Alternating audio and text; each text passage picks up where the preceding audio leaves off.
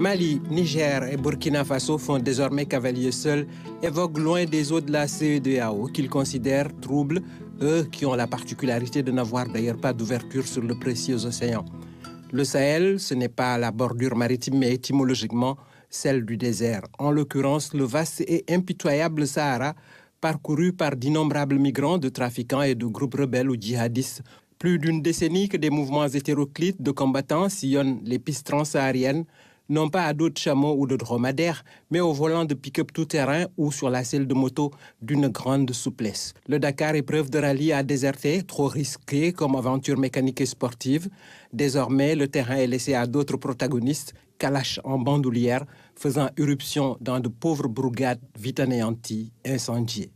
Cette insécurité a eu comme conséquence directe une instabilité politique.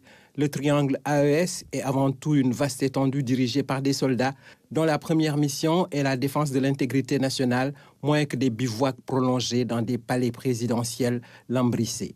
Des militaires aux affaires, certains vous diront que c'est la faillite des politiques qui en est la cause. Les soldats, habitués aux manœuvres destinées à les aguerrir, doivent être prêts à mener la guerre quand la patrie est en danger. Mais rien ne prouve qu'au bout du compte, il y aura la victoire. Ces juntes, la CEDEAO avait vite fait de les menacer de ses foudres. Après de dures sanctions économiques et l'agitation de la mauvaise idée d'une intervention militaire énergique, on est revenu à de meilleurs sentiments. Mais la posture guerrière de la communauté a plus qu'irrité les hommes en treillis.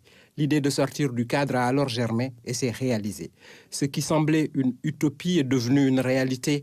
Une fenêtre de 6 mois reste ouverte, une période d'ultime médiation. Le président sénégalais va monter en ligne de front.